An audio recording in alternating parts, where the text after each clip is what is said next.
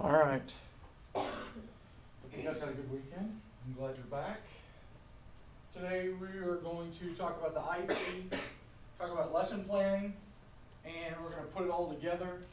We're actually catching up today on the syllabus, and I'm not going to continue more on the collaboration part. I mean, honestly, if you don't know how to collaborate right now, you got problems. So you might want to look that up. So we're going to talk about the IEP today, and then how we're going to plan for that. And then on Wednesday, we're going to work on it in class, your lesson plan. Hopefully you guys can develop that and get a lot of it done in class. And then Friday, we have the exam. And thanks to Ashley and Courtney, you guys have a 5-page, we're going to do the exam online, and you don't have to come to class on Friday morning. Does that make sense? I know you're sad about this. It'll be just a Word document online, and you'll take it. The rule is that you're going to take it without notes and book everything first, and then see how you do, and then take it and correct everything.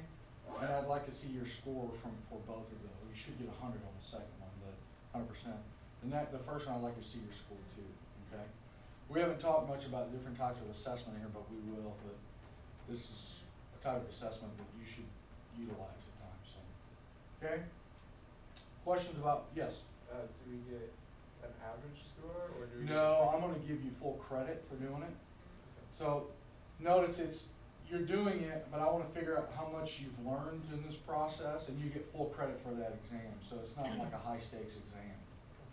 Okay? Yes. When will it be open and close? Good question. I'm going to open it Friday, maybe Thursday evening sometime. Okay. It'll be open from then on. So once it's open, it won't close. Okay. So you can take it. Technically, you can take it, Sunday night, and I'd never know as long as it's done by Monday when we get back to class. You guys okay with that? No. All right, our spiritual development part today. This is called being spiritually disabled, and I think we all feel that at times. The first thing I put is, how often do you feel spiritually disabled? Okay. Do you have metacognition yet can't grasp the real meaning? What's metacognition mean? So what's cognition mean? Let's just say that. I'm cognitive about it. Comprehension. I comprehend it. I understand, right? I know. Metacognition is thinking about thinking. It's pretty simple, right? You're doing it right now. Thinking about how I think. So we also then feel if we can't grasp the real meaning, there's a lot of times we think with thinking, think about thinking, and we grasp the meaning of something. Being spiritually disabled at times, we just don't understand, even when we're thinking about it. This is how learning disabled students feel. Think about it. And if you have a person with a math disability, what up? If you have a person with a math disability, they think about it, they try to do it, but they can't do it. They just can't do the math, right? So they can't help it, and neither can we as humans. We are spiritually disabled from birth. How do we relate to a God of all omnipotence and power while being human? And we can't do that. We can never relate to Him on our level. The only way we relate to that God is through Jesus Christ. Okay. God provides us with this. I love this, and I don't know where I got this. I wish it was mine, but it's not. God provides us with accommodations, something that level the playing field. He gives us grace, right? He doesn't just kill us. He gives us grace. And then He gives us a modification. He changes the rules and gives us mercy. Notice we don't get what we deserve here. If I were getting what I deserve, I'm dead a long time ago. But He gives us mercy and grace, accommodations and modifications. All right? So Matthew 16.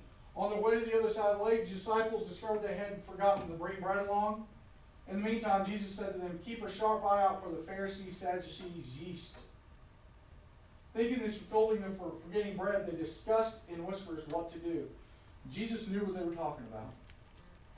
Why all these word whispers and forgetting the bread? You people of little faith, haven't you caught on yet? And even Jesus recognized this disability. Don't you guys understand? And you're going to feel the same way too when you're teaching classes. Don't you get it yet? But when you get to a kid with a disability, you want to really say that, but you can't because they can't help it, okay? So, getting down to the root of it, he says, haven't you realized, he tells them specifically, haven't you realized that the Pharisees' yeast is? That's the problem. Not the bread, but what they put into it. The sin that they have, right? So then they got it. You're going to see that aha moment. You're going to see that aha moment in everybody's life. Every one of your students at one time or another, even with a kid with a disability. So that's my devotional thought today, and I'm sticking to it. Any prayer requests? Pray for the people that aren't with us today because they're sick. Cerebral sickness. But you guys are the smart ones that are here today. Everybody that's not here is sick. Sorry, the camera. All right. Does anybody want to pray for us today? Someone's going to pray for us. Don't look down when I look at you because you know. Thumbs up. Who's praying? I'm just kidding. All right. You guys ever played that before? Yeah. No. Jeez. I pray. Jesus, forgive these people. Father, thank you for this group of students. I pray for the ones that aren't with us today that are sick and not feeling good. I pray for these students as they are working through their programs and their classes. It's a Monday morning, and Father, we need you more than ever. Help us, Father, learn more about special education today through the IEP. And Father, help us glorify your name. In your name we pray. Amen. Okay. Let's start with. What do I want to start with? Let's look at the IEP. Okay, so dig out your IEPs that I gave to you.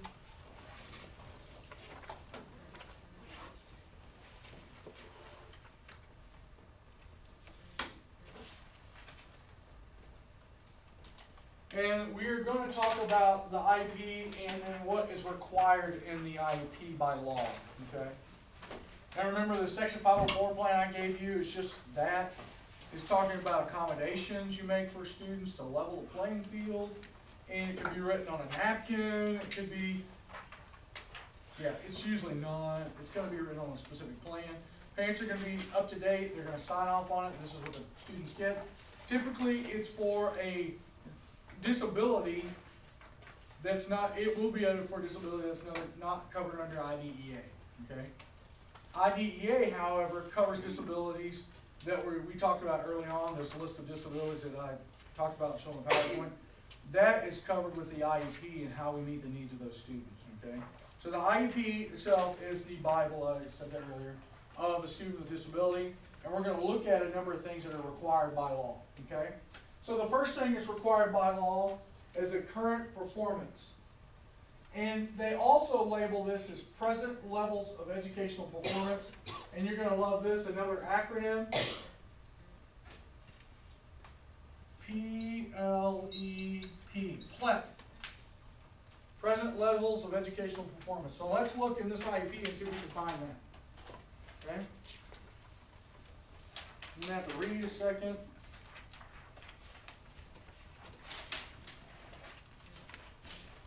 You need one. There you go. There you go. You may hold your hand through this whole thing. Yeah. Present levels of educational performance. Where at in this thing does it say present levels of educational performance or educational performance? Page. 4. Just don't remember. Close. Does it say on 4 too? It may. Page 1, thank you. Whoever said 4, I'm going to punch him right in the arm. Page 1. Rachel. It says step 2, discuss present levels of performance. That's pretty simple right there, right? All right. Before we move on real quick, all right, before I forget, this is Danny. I'm going to introduce you to Danny. Danny's a nice guy. This sheet says he's in 4th grade. You secondary people, he's in 7th grade. So write down 7 where it says grade level. Elementary, he's in 4th grade. You secondary people, he's in 7th grade. Okay? So you're looking at a junior high kid. So he'd be 13, 12, 13 years old. So I'm differentiating that for you guys. That way when you plan the lesson, you'll know, understand why you're doing it for the 7th grade. Okay? All right. So we're looking at Danny's IEP. He says present levels of educational performance. Let's read that just a second to see where he's at. And I want you to tell me his performance. Go.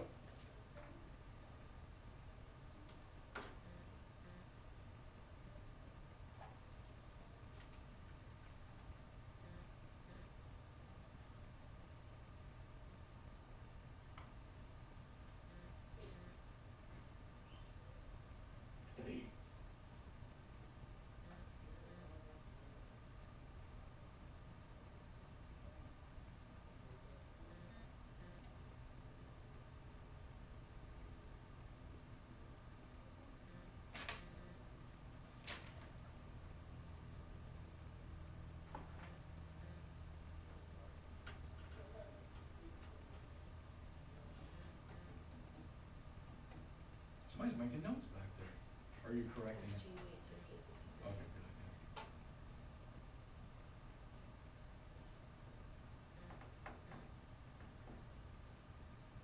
idea. All right. Should be fairly simple. I know you probably haven't gotten all the way through it, but give me some of his present. Well, first of all, what's his disability? He has ADHD, but and I'm going to give you this. We haven't talked about it very much. ADHD typically is not covered under IDEA. It'll be covered under Section 504. Okay. He does have ADHD because it's listed here. But reading this, the second paragraph and the third paragraph, can you tell he has some type of disability? Some type of disability. And what do you think it might be?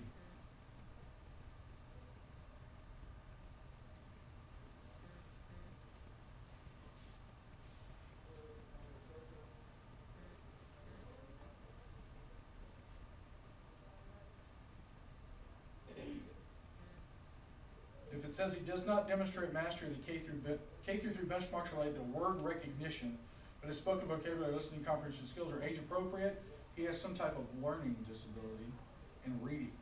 Okay? So we know he has a reading learning disability. That is covered under IDEA, under specific learning disability. Okay? So remember we talked about labels? Then he automatically, once he's been tested, he gets a label, so then they label it in here, and that's how we approach his learning, right? The next thing, Danny's writing attempts are 1 to 2 words. He uses a word box that can locate some of the words by initial and final consonant. He may have some writing disability too, but we have basically a reading disability, and on top of that, there's a term called comorbidity, meaning he's got another disability on top of that. Okay? So the other disability is ADHD. So he's got a learning disability, and on top of that, the comorbid diagnosis would be ADHD. Are you okay with that? Okay. All right, next thing. Annual goals. These goals are that the child gets reasonably accomplished in a year. The goals are broken down into short-term objectives or benchmarks. Goals may be academic, address social or behavioral needs, relate to physical needs, address other educational needs. The goals may be measurable, meaning that it must be possible. Look, working. It must be possible to measure whether the student has achieved these goals or not.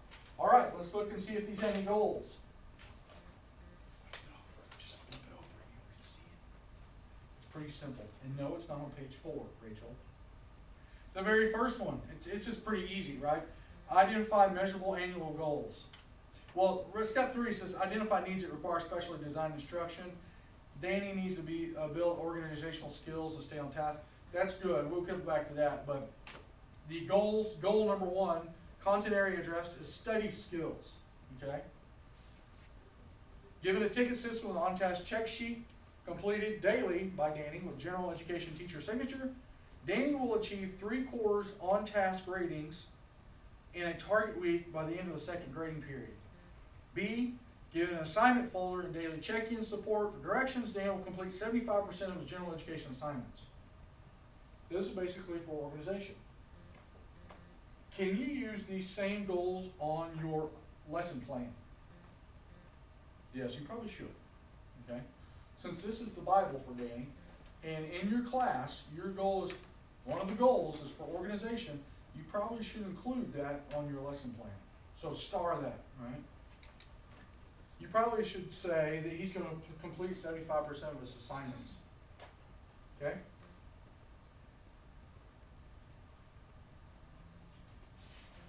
If you flip it over to page 3, it says goal 2.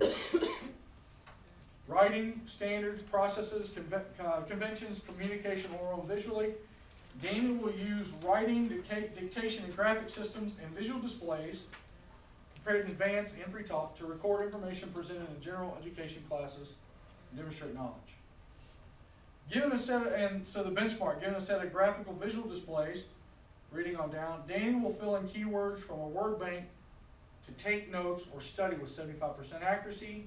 B, given a project in which Danny needs to convey information, he will utilize writing, computer processing, dictation, graphic and visual displays, 75% or above. Okay? Now notice it gives you a measurable goal right there, 75% or above, right? In your classes, typically you're going to set the mastery level. So if you're teaching PE, you can say, all right, I'm going to watch students dribble the ball, and if they dribble correctly, they need to dribble correctly 80% of the time to be able to master that skill. That makes sense? If they dribble 30% of the time, that's not very good, and you have to go back and reteach that skill. But you as a teacher generally set those mastery levels. This is set for you here, okay? So keep in mind that these 75% accuracy, 75% of that's set for him, and that's what he does, okay? I'm just going to step back a little bit. Does Danny have any strengths? What were his strengths? Strengths in math, and it tells you on the very first page. He also likes like farm equipment, stuff like that. I think that's what it said. Yeah. So he has some strengths along with his disability. So we got to keep in mind that we have to know that he's got something that's going to help him contribute to the classroom, and we have got to play on that at times. Okay. All right, next one. Participation with non-disabled children. The IEP must explain to the extent, if any, to which the child will not participate with non-disabled children. Okay? If you look at page 3, very bottom, step 6, determine least restrictive environment. That's what that's talking about. That is another word for mainstreaming or inclusion, which is not the law, but least restrictive environment is, right? It says, including any explanation to the extent, if any, which a child will not. Notice that the wording there is the same as here. That is the law. Okay, so they put the law in that right there. So if you look to the next page, oh, it says see page 2. So we go back to page 2. Where did they put the? Say again? It's at the bottom of page 2 in the substance. There we go. Thank you very much. I missed that part earlier on. I'm sorry. Because I was not familiar with this. Special education resource room, 0% with non-disabled peers. He's always going to be in his classroom with his peers. Okay? Always. So, he's going to, Danny will participate in general education with non-disabled peers 5.5 hours and 7 hours daily. So, he's not going to be in the resource room, but he can be pulled out doing stuff on the side, whatever, for an hour and a half or so daily. Okay, so it tells you the present level goals, present level of educational performance, services, and we're going to talk about that in a second. I'm going to skip that specifically, but participation with non-disabled children, which would be least restrictive environment, participation in state and district-wide tests. So let's look for that. Where will we be working on state assessments?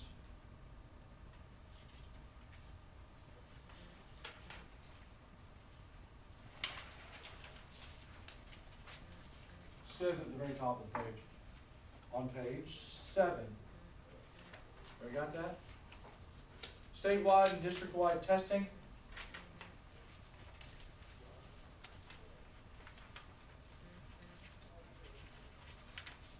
grade level of test administered, he's going to be taking the 4th grade, or for you guys that are secondary, he's going to be taking the 7th grade exam. All right. So state exams for 4th grade or 7th grade. We'll take the test with IEP accommodations.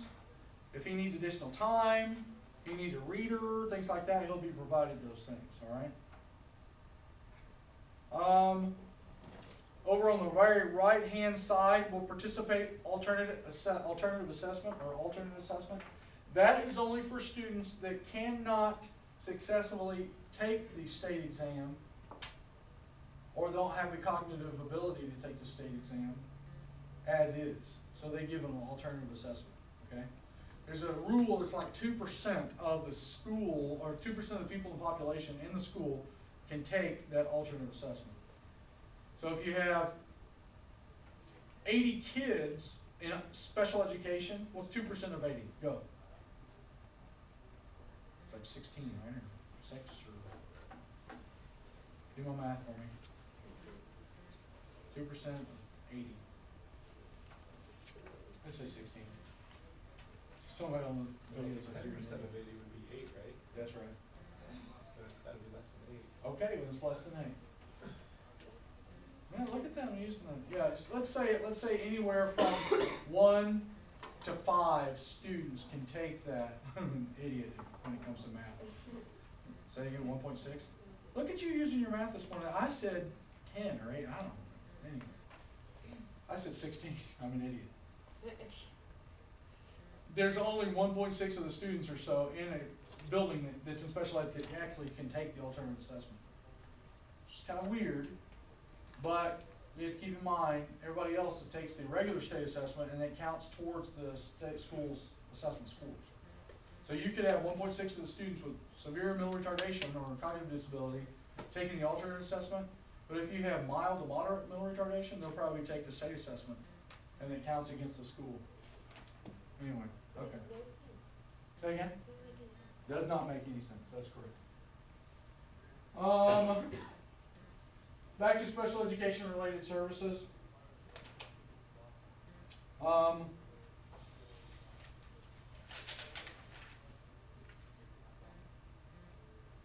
If you look under special factors,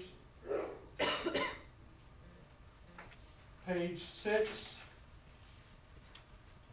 page 4, identify services. It will list those, it actually lists those under each of the areas. So now, when you're writing your IEP, do you have to use every one of these goals? No. You can pick and choose these goals if you want to use. So if there are 3 goals, you can pick, or 4 goals, you can pick one of those 4 goals to use. Now, let's say you pick goal number 4. Content area addressed for reading, benchmark given reading materials. He's going to identify, he's going to Dana will decode using letter sound matches, common word families, and patterns with 75% accuracy. You can use that one, or you can use, given multi-sensory practice of memory aids, Dana will recognize by sight 75 or 200 Dolch words. Now, you elementary people don't have any idea. I mean, your secondary people have no idea what Dolch words are, so kind of put that on the back burner. Right? Do you incorporate his IEP goals and benchmarks into your regular lesson? Yes. So let's say for speech communication.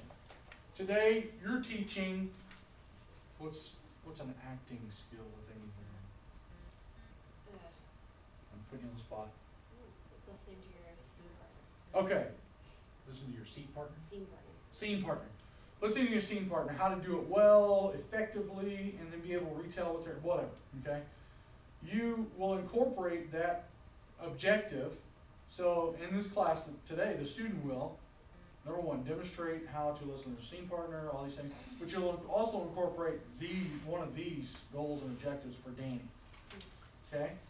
Does that make sense? Same thing with elementary. If you're teaching today, let's say you're teaching the Dolch words. This will make it easy on you guys, really? You're teaching Dolch words today for 4th grade, all right? Now, you learn Dolch words earlier than 4th grade, though. It's like 2nd grade or something like that. Let's say you're reviewing those and putting those Dolch words into sentences and things like that, but you can still incorporate this into your lesson plan, okay? You guys have any questions? I know. Bill truth. There are specific words that are used all the time in life. They like the ones you learn, you get like a paper. Exactly. You're like, and the, or, yeah, you secondary people, you don't really care.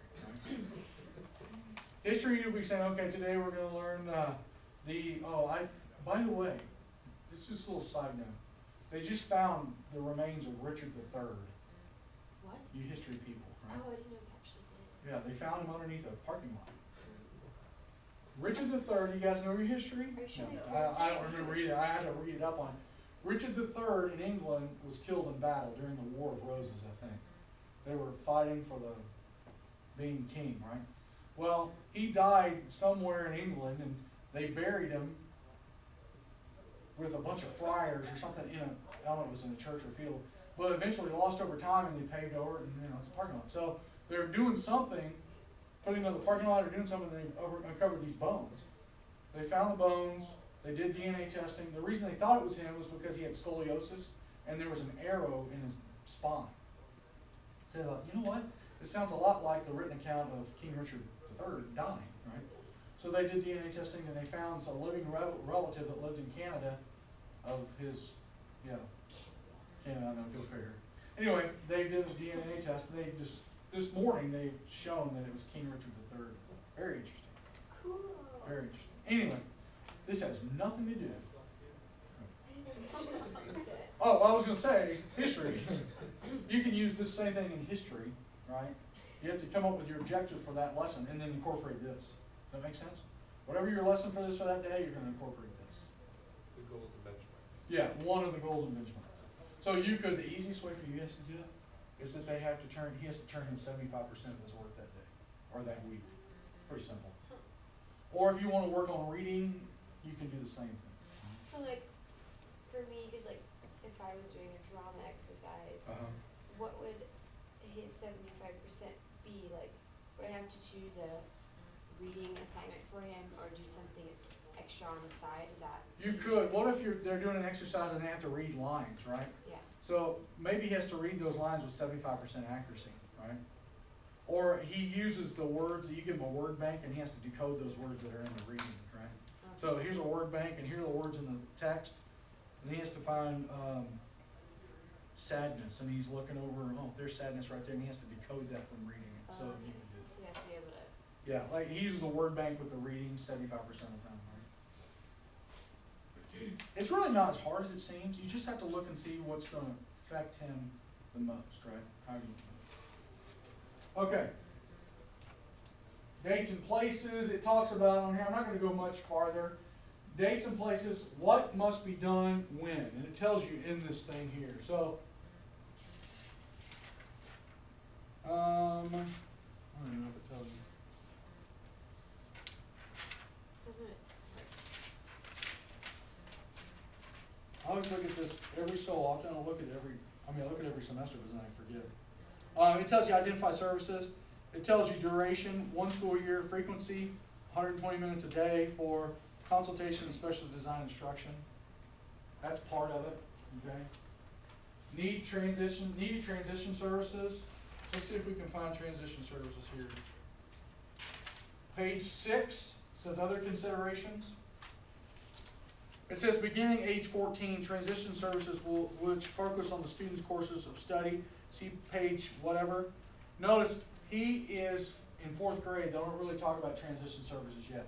However, you guys in the 7th grade level, they're going to be talking about transition services for what? Where is he transitioning to? High school, absolutely.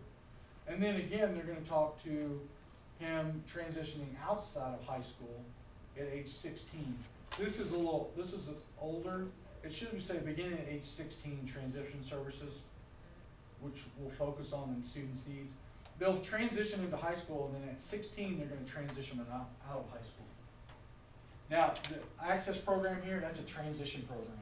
It's like in between high school and college level. So Yep.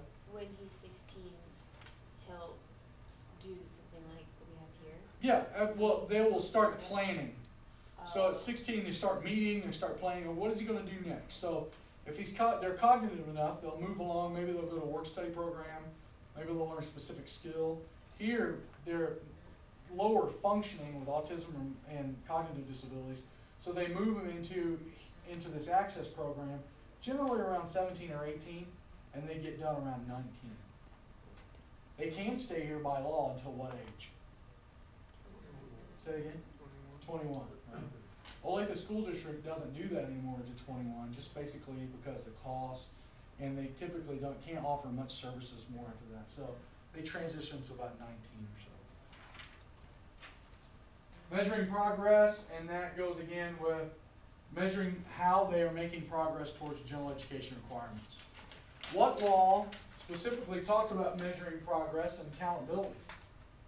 So we have IDEA talks about special education, but what law talks about everybody measuring progress and everybody making accountable, moving towards progressing general education? No child left behind. Right? Okay? So that's the IEP, the gist of it. Let's move now and talk about lesson planning. This is something you all look forward to. Something that's so much fun. Yeah.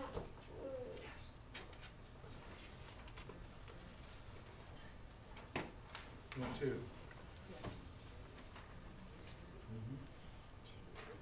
Will anybody see Hannah today? Would you give her one, please? Now notice, I have used universal design with you guys today. And how have I used universal design on this sheet? Highlighted it, very good, right? So the very first thing, on a stoplight, which some of you guys and I, we don't drive very well, but on a stoplight, what's yellow mean? Go faster, yeah. Try to make it through. Try to make it through as fast as you can. That's in Cali, okay? All right, for our purposes in Kansas, it's slow. Green means go, and red means stop, stop, stop. That's from Barney, by the way. You need to look that up. Anyway, I've watched a lot of Barney in my time. Yellow means slow, means planning. Very simple. Green means go. That's what you're teaching. Red means when you stop teaching. Does that make sense? I did that just for you guys. Actually, it was done before me, but I went through. The new lesson plan template, if you look on Moodle, doesn't have the highlights. But this morning I went through and highlighted it for you because we used to have it like that. They changed it, but I think it helps you more when you're looking at something like this. Okay, that makes sense. So we're going to start looking at this today. Another 5 or 6 minutes will be done. Okay, is that okay? We'll get about 5 minutes early. All right. We're going to start looking at this today because that way when all the knuckleheads get back in class that aren't here today, it'll be easier. So on Wednesday, we'll start planning your lesson. Rob, we'll start planning your lesson with the IEP in mind. That way we can, I really want you to get a good lesson out of this. In the past, I just said, here, take this, take the IEP and start planning. I want to just make sure you guys get this down. So this is, for the most part, the very first column, very first row, subject, topic, and concepts and grade. If you don't know how to put that down, you have a problem. All right? So let's look at history.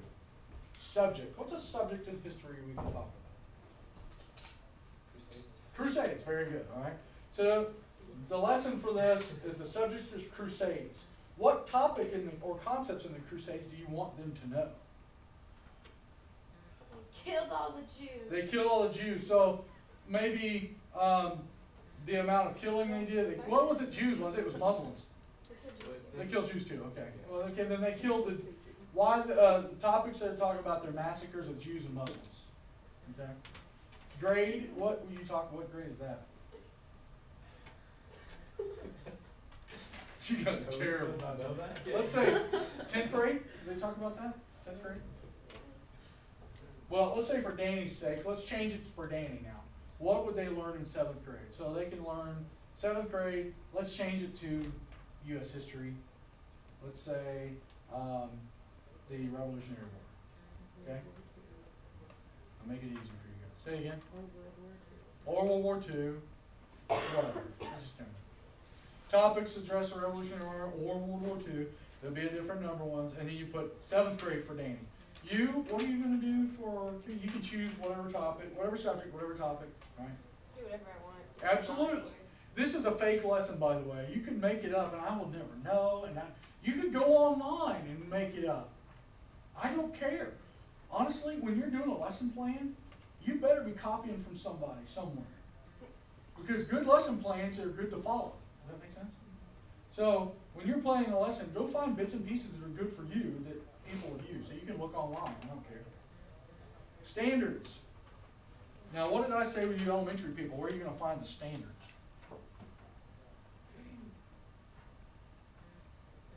Common Core, yeah, the Common Core state standards, right? So for you elementary people, I've already limited to you guys to two things. You could either do math or reading and writing, or language arts. That make sense? You guys okay with that? So you can do math or language arts for your lesson. Okay? And the reason I'm having you do that is so you can use the Common Core state standards website to get your standards. So what you do is you're going to say, okay, today we're talking about mathematics or reading. Then you might want to go to the state standards and work your way back. Find out a standard and then figure out what topic or concept you want to cover that day. Okay? Now you guys that are in secondary, PE, history, communications, you'll need to go to the KSDE website, find the standards that are associated with your 7th grade, whatever you're doing, and then work your way backwards too if you want to do that. Okay? So this lesson plan is going to be for Danny. This is going to be for a whole class. Danny's class, but you're going to incorporate Danny into it. Yeah. So there's going to be, I know there's a list of standards, but not every lesson has to meet all those standards, right? No, that's exactly right. Okay. A lesson will meet one or more standards. Okay. Yeah. So that basically in your school district, the school will say, this is what you need to teach. All right, my lesson for today is going to be this. Sometimes if it's good, Olathe does this. Olathe says, this is what you're teaching today. This is what you're teaching tomorrow. All right? But you, secondary, you can choose the standard, what you want to teach. Your school district will tell you, okay, here's your curriculum book. You got to cover this stuff this year. So then you're going to be planning all year long, just looking through that book. All right? Content objectives. So you have a standard that they have to meet. Content objectives, what do you plan for them to do at the end of the lesson? All right? Language objectives. And I want to get to this before we were done today. Language objectives are a direct result of our ESOL program that we've started here, and we're trying to incorporate ESOL into our undergraduate program. Meaning, if I have 2 or 3 kids that speak English as a second language, how will I get them to practice using English in class? Pretty simple, actually. So if I have an objective, the student will describe the content objectives to a partner. Does that make sense? So they're going to tell it in English. The student will write in English the steps to solving the mathematical equation. Or the student in English will describe step by step how to shoot a free throw. Okay? I've left PE out of things. I'm sorry. You forgive me? I know, you're exactly right, and I'm sorry. I hate it. Does that make sense? So that is just for ESOL? Well, yeah, you're going to put that down just for ESOL, but you can you use these things for everybody? Yeah, absolutely. But specifically for people in your class that have English as a second language, they use that time to practice that language. It's also a language associated with your content too. Okay? So these language objectives are for you to help them practice the content objective language. Okay? All right. So on Wednesday when we come back, we're going to finish this thing, talking about it, and we're going to start our planning for a lesson. Okay? Yay. All right. Do not lose this, please. Bring your IEP back and bring this lesson plan template back. We will talk about these things on Wednesday. Okay? I miss you all already. Except for you, Richard.